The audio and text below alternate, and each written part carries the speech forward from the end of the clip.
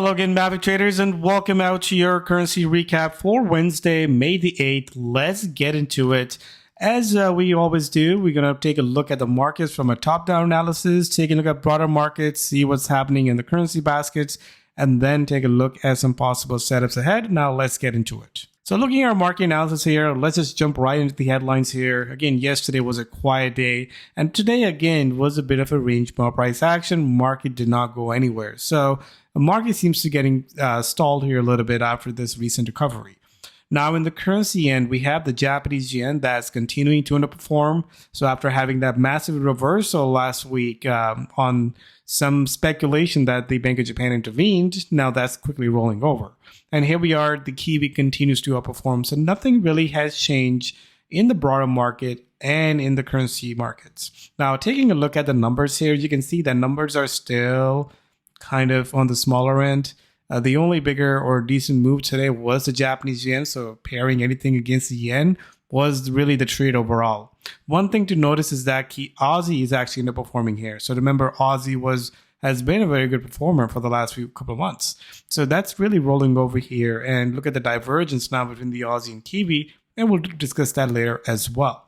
Now let's take a look at the numbers in the equity markets. And you can see the equity markets, the S&P was mostly flat for the day. So we did open up a little bit more negative, but then we just recovered and we just didn't go anywhere.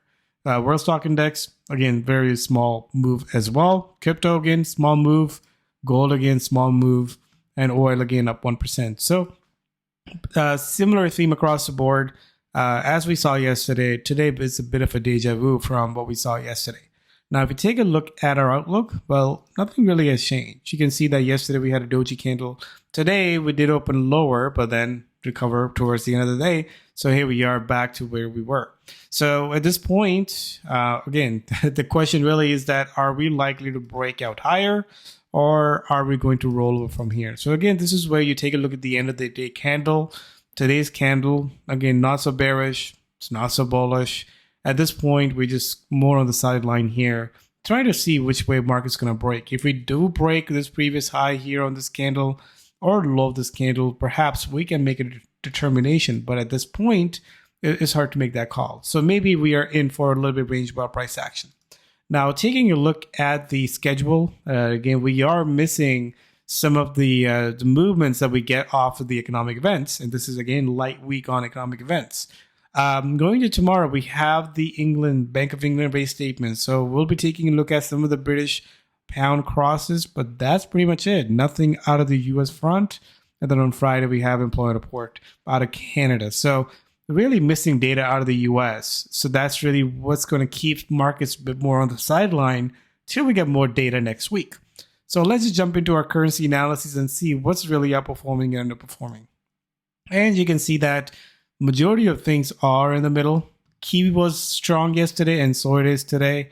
The cryptos have kind of moved a bit more negative here, and the yen remains the same. So really nothing has moved as much. Swiss franc was on neutral yesterday, had a +1. Euro was a +1, now to 0. So really no big change to note. So our focus again is going to be on the yen as a short side, and taking a look at perhaps the dollar maybe, Kiwi, which is again looks the best right now. So let's jump into the trades here. And looking at the trades here, let's just start with some of the broader market analysis. I want to take a look at bond yields out of the US. You can see that the bond yields are not really signaling much here. We had a big fall, and we're just being rallying here in the shorter term. So really not getting a big movement there. And that's why the dollar is kind of doing the exact same thing. Remember, there's a good correlation happening between the dollar and the bond yield. So take a look at those, especially if you're trying to see where the yields are going. Perhaps that could guide the dollar as well. But right now, you can take a look at it, the yen. This is the one that's just really, kind of moving lower. We had a massive rally from the bottom here, making a reversal, and now we're just rolling over. This is where we were yesterday, and we just continue to move lower. So I think this is really where we are. If you look at the daily chart, this is just a beautiful rollover from this previous resistance support level, which is now the resistance. But again, this is where if you take a look at the end of the day candle, again, no reversal yet. which is again telling me that the price will probably continue moving lower. The only time we will change the premise is that if you start to make a bit of a reversal candle here, start to go higher, and maybe perhaps we can take a look at a higher low at that point. But at this point, it looks like it wants to go lower, so that's probably the direction to be followed. Now, Kiwi, on the other hand, looks beautiful. It looks like it wants to break out. I talked about it yesterday, and I think on the 4-hour chart too, it's like an ascending triangle, a little high base, and it's slowly moving higher. So I still like Kiwi on the upside, and take a look at its counterpart, the Aussie, which is kind of showing a little bit of performance here. So I think Kiwi is the better call here, and this is what really brings me to the currency pair, Kiwi Yen. This is the one that I'm watching and trading. We got a nice little high base over here. We got a breakout right above this 93 area and sitting at 93.34. Looking for, again, another base or even a slight pullback to buy into. I'll be using this exponential 13-day moving average and a parabolic SAR right here as a stop. But this is what I really like as far as the direction goes. If you look at the daily chart, again, it looks like a nice pullback and it's just rallying right off. So at this point, the next level of resistance comes about 94 and get above 95. Again, that's the one that I like so far. Now, let's take a look at everything else. Is the pound? How am I approaching pound tomorrow? Well, I don't really have a strong call on pound. As you can see in the chart, the pound's not really going anywhere. Let's say if a pound is coming out weak tomorrow off the Bank of England, pound Kiwi goes at the top of the list. Really hasn't broken down as much, but again, still looks pretty bearish to me. 4-hour chart, you can see it's just slowly going lower. So this is the one, if you're looking for pound weakness, that's probably it. But otherwise, we can take a look at it on the news as well. We can take a look at other currency pairs. I looked at Aussie Kiwi yesterday. As you can see, Aussie Kiwi is slowly rolling over. Again, is this just a pullback? Again, it's coming right to the prior resistance, which is now support.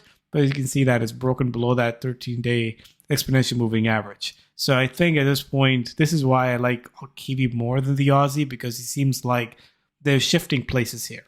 Outside of that, not really a strong call on anything. The dollar, again, remains a little better one on this little rally here, but nothing as strong. A dollar yen, again, is the one that's moving. So if you're looking for that carry trade, looks like the dollar yen is sort of making a high base. Similar setup right here. We got a high base of 4 candles here. It looks like we're just forming a high base here. So perhaps breaking above that could get us right back to the 158 area. So decent risk to reward. Stop right around 155. Again, in all these trades, using this 13-day exponential moving average as a guiding stop, or you can just use a tighter stop right by being right below that little base here. So that's really it. That's what's moving. We don't want to spend too much time looking at everything else as the market goes in this consolidation phase. So the only things that are moving is the Kiwi yen. Well, this is the one that will be looking to trade. Dollar yen, the second one. And again, if we take a look at Bank of England tomorrow with the rate statement, the pound Kiwi will be the one that I'll be watching as well. So despite being quiet, there's a handful of things are moving. So continue focusing on that. As we always say, make sure you're following relative strength weakness and looking at currencies that are in play. That's all for now. Thanks everyone for joining. See you in the next one. Happy trading.